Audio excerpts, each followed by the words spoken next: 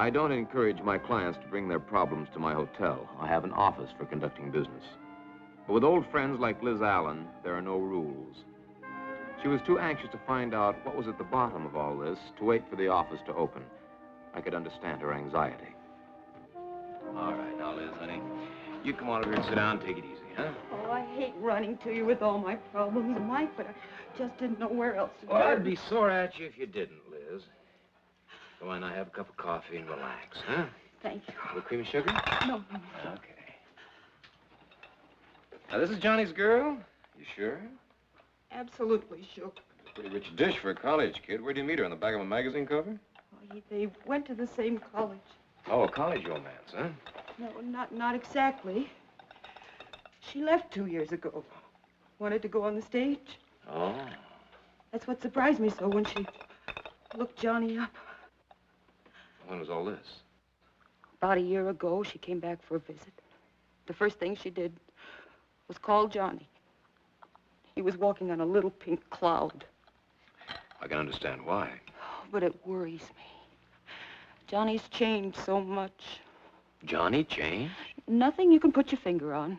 Just a dozen little things. He's cutting classes now. Oh, Liz, all kids cut classes. But Johnny never did before. He's always been so studious. Oh, Liz, love does funny things to kids, especially that first big crush, remember? If that were all it was, I wouldn't worry, Mike. But there's all that money. Money? He makes dozens of trips to New York. He comes home and he buys all kinds of new clothes. And I don't know where he gets that money. Did you ask him? For all the good it does me. He keeps pushing me away. It worries me. I keep telling myself, basically, he's a good boy. But this. Want me to have a talk with him? Oh, would you, Mike? I think he'd talk to you like he would his dad. Well, I don't know about that. Filling Bob Allen's shoes is a pretty big deal. But I'll do the best I can. Would you make him listen, Mike? If he is in trouble, maybe we're not too late. Maybe we can still head him off. Okay, all right. Now, you go on home and get some rest, huh? I'll get dressed, get the car out, and drive up to Benton this morning and look the boy up, okay? Oh, Mike, thanks. Goodbye, honey.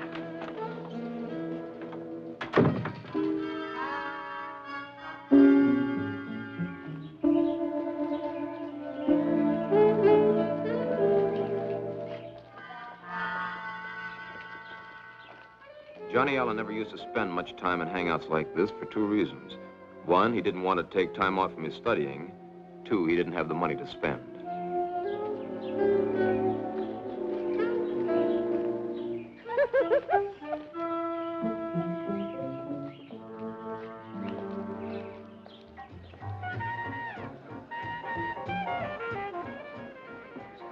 Johnny? Mike, what are you doing here? How are you, kid? I was just driving through, thought I'd drop in, say hello. Don't worry about this, you guys. I'll get the check. Catch up with you later. Gosh, come on, sit down, Mike. Good to see you. Have them all. No, thanks. I'm on the wagon. I'll have another one of the same.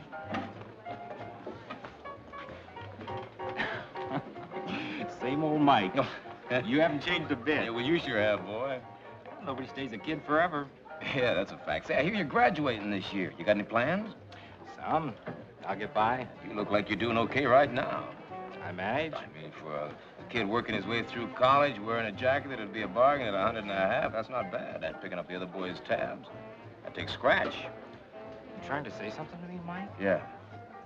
Look, maybe you'll say this is none of my business, but your father was a friend of mine. My father, crusading reporter. That's right, and one of the best. So what did he get for it? He got himself shot. Do you know what we got? A raft of press clippings and a purse of $500. You used to be pretty proud of your old man, Johnny. What happened? Maybe I'm getting smart.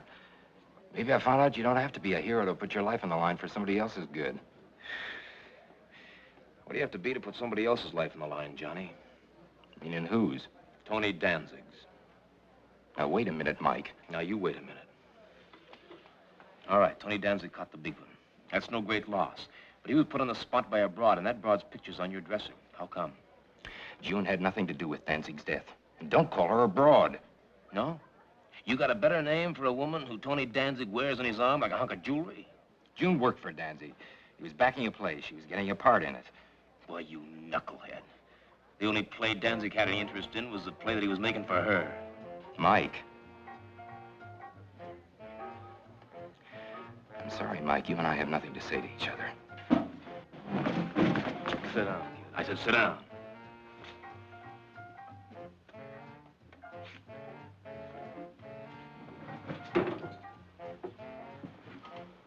All right. Now, how would you like me to talk about her? The way you talk about the girl I'm going to marry. Congratulations. You can't stop me. I don't intend to. I'll leave that to the police. The police? They know that she put the finger on Tony. They're just giving her plenty of rope. You're crazy. June had nothing to do with it, I tell you. Did she tell you that? She doesn't have to. I know she had nothing to do with it. Sure. Where does it Broad live in New York? Listen, All Mike. right. Where does she live? Why? So you can bother her? She's broken up enough over this thing without you bothering. It could get a lot worse, you know. How? She could get broken up so bad they couldn't put her back together again. Like Tony Danzig's head. Yeah, give it to Big Boy here. He needs it more than I do.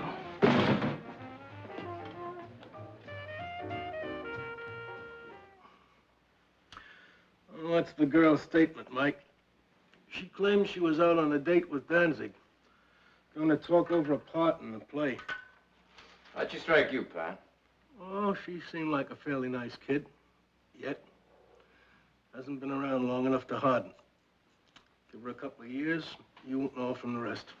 You don't buy her story, though, huh? You read it? Did you buy it? No sale. Me too. No, it was a setup, all right. Guy planted there waiting. I needed somebody to waltz Danzig onto the spot, and she was it. Yeah. Well, poor Tony always was a soft touch for a beautiful, lush blonde. Yeah. Only this time it got fatal. Oh! Sorry, Pat. Say, Pat, you any idea why Tony was put on the spot? Got a few rumbles. Yeah, such as? Tony was getting ready to make a deal with the Treasury boys. Oh? They had him nailed to the wall on his taxes. Getting ready to swap some inside dope if they let him cop a plea. Somebody must have heard. Ooh. What about the girl? You got a package on her? No, not yet. All we know about her is that she's got good clothes and plenty of money. We don't know where she gets them. Why don't we bring her in here? Maybe ask her a few questions, huh? Mm-mm. No, not a chance. We can't even begin to question her unless we get something concrete to go on. And it's not in that statement. Well, that's where a guy in my position's got the advantage. See, if you put the heat on, it's official and you're harassing the taxpayers. With me, it's different. You going to get in on this? Yeah, I was thinking about it. Got an angle? No angle, no. Just a worried friend. Her son's been running around with this girl, and since the Danzig kill, she's gotten worried. So you plan on seeing the girl? Mm-hmm. I was thinking on it. Of course, I can't stop you from seeing her. But, she's a little young for you, Mike. Oh, I wouldn't say that. Now, if Tony Danzig really was her daddy, then this guy in the window made her an orphan. Maybe I'll adopt her. See you around, Pat. Before I left Pat Chambers' office, I got the thing I really came for. The address of Johnny's girl, June Desmond. It was an old soot-stained building in the upper 60s. Once it had probably been the proud townhouse of a well-to-do family. Now it was little better than a rabbit warren of 1- and 2-room apartments. The letter box in the vestibule said June Desmond occupied apartment 1D.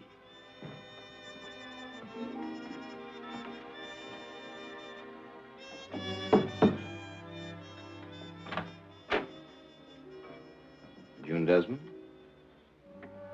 And you'd be Mike Hammer. Come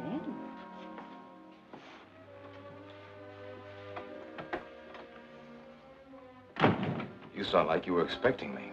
Yes, I was. Johnny called to tell me about the little session he'd had with you, and he thought you'd be looking me up. I'd have been here sooner if I knew what to expect. Your pictures don't do you justice. Thank you. They couldn't. Not in one dimension. And yet you don't think I'm good enough for Johnny. Now, honey, where did you ever get that idea? Oh, now that's the idea you gave Johnny. Well, after seeing you, I think you're too good for him. I mean, why waste a symphony on a rock and roller, you know? Mike. Is that fair to Johnny? And yet hanging around with characters like Tony Danzig, that is, huh?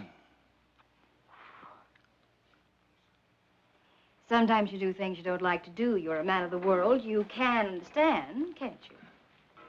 Can I? Try me. I love Johnny. I really do. But I'm young, Mike, and there's a lot of things Johnny can't give me just now, and I don't want to grow old waiting to enjoy them. Does Johnny know about this? Oh, he knows I know people. I never discuss things with him. You know Johnny, Mike. He's such a kid. He wouldn't, you understand? Sure, I understand, honey. Hey, it's a nice place you got here. Hey, what are we talking about, Johnny? You didn't come up here to photograph the apartment for House Beautiful. You're beautiful. Thank you.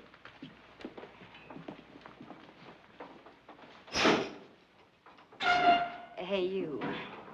Looking for something? Yeah. Some indication you live here. What? You don't live in this joint. Where do you live?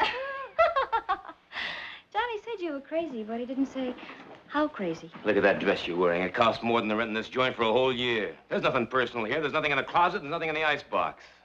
That's the craziest thing I ever heard in all my life. You just keep this pad to make Johnny think you live here, alone. He's not smart enough to figure out that you just use this when he's in town. Get out. Not yet, chickie. I haven't been here long enough. We got a lot to talk about, you and I. If you don't think I'll call the police. The number is Spring, 73100.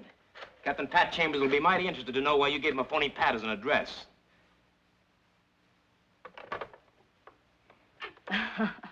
That's better. All right. You said we had some talking to do. What do we talk about? Tony Danzig. It's a good place to start as any. I went out with Tony a few times, for lunch mostly. But between him and me, it was strictly business. Yeah, and he got the business. It was terrible. You know he never had a chance? That was the general idea, wasn't it, baby? Meaning what? Knock it off. Everybody knows that you put Tony on the spot.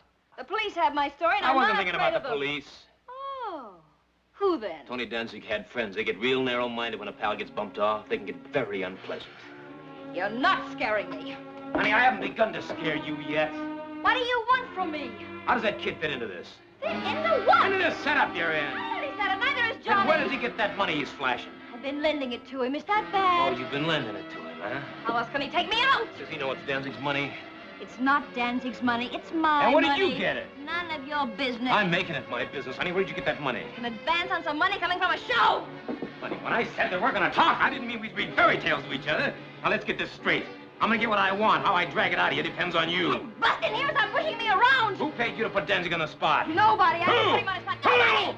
Will you leave me alone? You want it the hard way, honey? You'll get it. You wasn't there. You don't know.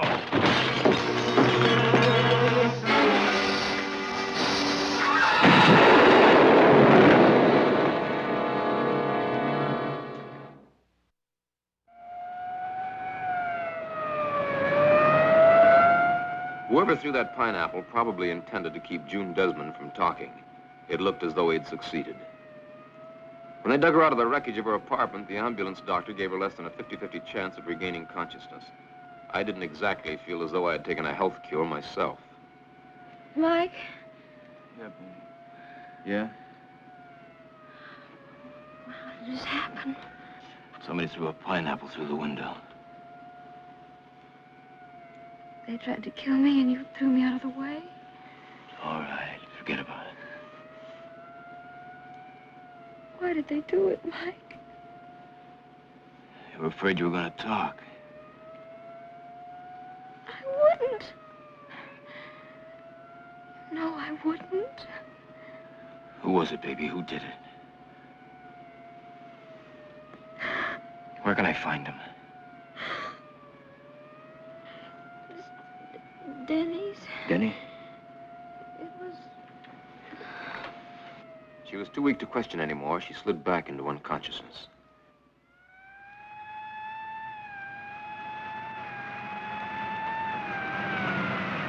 She was still out when we drove up to the Bellevue emergency entrance.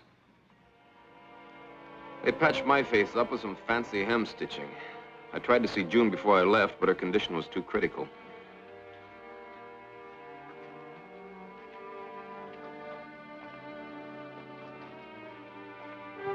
In the hall, I saw a familiar face arguing with the floor nurse. Since there's nothing more positive than the negative a nurse gives you, the kid wasn't getting any place fast. Calm down, Johnny. Mike, how is she? Not so good. The doctors give her about an even chance. No thanks to her friends. But why? Why should anybody do it? June was mixed up in something. She knew too much and they had to shut her up. I can't believe it. You can't believe it, huh? Now, who do you think tossed that pineapple at her? The Civic Improvement Association? How'd you get here so fast? I got to thinking about what you said. I wanted to see June. I went directly to her place. Oh, when was this? I got there right after the ambulance left. I nearly went crazy when I heard what had happened. Mike, if I knew who was responsible for this... Maybe you do. What do you mean? Yeah, you could know without even realizing it. How could I? Listen, did June say anything about Danzig? That he could do her a lot of good. Yeah, it looks like he did. Did she ever mention any other men? I mean, friends of Danzig's, maybe. No. Yeah. Does the name Denny or Denny's mean anything to you? No, should it? Well, I don't know. She tried to tell me something in the ambulance. All I got was Denny or Denny's. It doesn't register with me. Do you think it's a lead? That's all we got. Not much, but it's all we got. I got a hunch if we find Denny, we're going to find the guy who bought Danzig a slab and put that poor kid where she is. I wish I could help.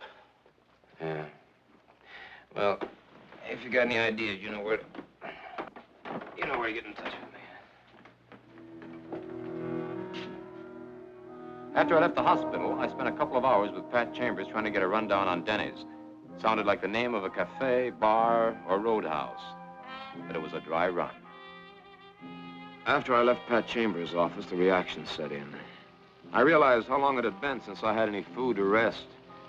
I dropped by Cipriano's for one of his thick steaks to take care of the food department. It was after 11 when I finally said goodnight to Carmen at the cash register. The rain felt good after the closeness of the cafe. I decided to walk. Sure took your time. A guy could get pneumonia waiting in this weather. Couldn't happen to a nicer guy. What do you want? You're invited to a party. Some other time, Bubba, not just for a party. This is a come-as-you-are party. We even provide the transportation. How can I resist your hospitality?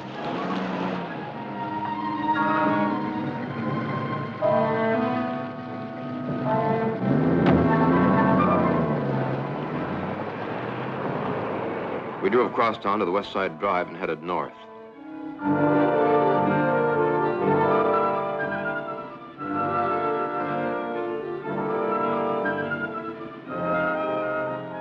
Finally, we swung onto the George Washington Bridge.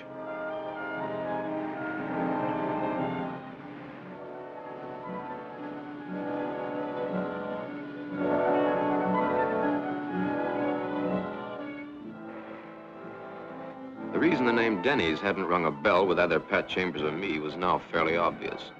Denny's was in New Jersey, just the other side of the bridge. We weren't heading for the parking lot. That's where the paying customers went. We headed for the rear where they deliver merchandise. That's what I was. Merchandise. Yeah. They're just driving in, boss. Okay.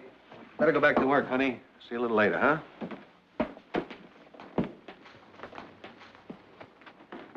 Well, well, if it isn't the indestructible Mike Hammer.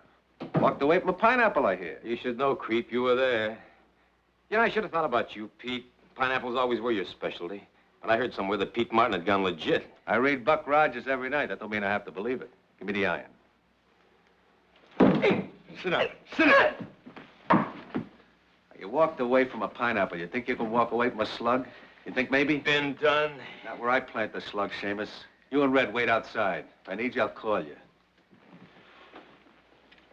Too bad you can't keep your nose out of things, Hammer.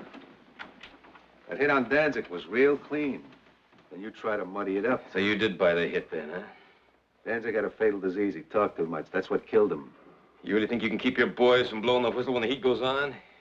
All right, so you killed Danzig. You think you can keep your boys in line when you knock them off one by one? Nice try, Seamus. Only it don't work that way. Danzig was the only guy that the T-boys could lean on. He was too smart to take advice. As for the rest of us, we're clean. Yeah, maybe, maybe not. Danzig had something on you, Pete. He wouldn't have had to go if he didn't. It'll come out. Everything Danzig knew was up here. Now there's nothing there. Just a hole. Yeah. You got company. Well, who is it? It's him. All right, send him in.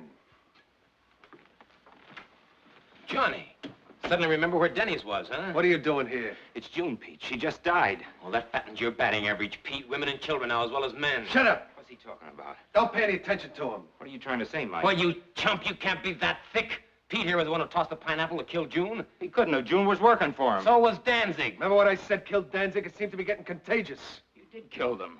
You told me there wasn't going to be any violence. Shut up. You got no right to complain. You're in this up to your neck.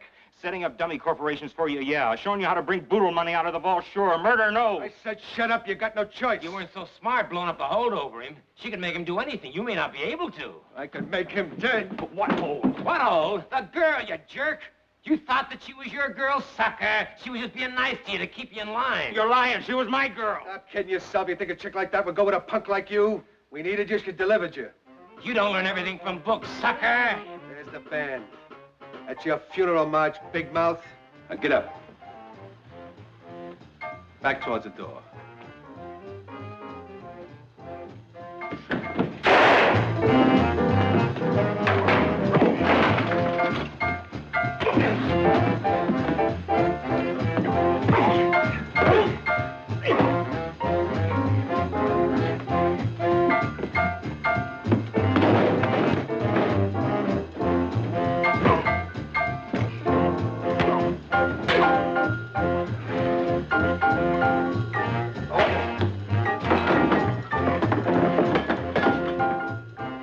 Outside, Martin's boy Hook must have heard the commotion. He turned the music up.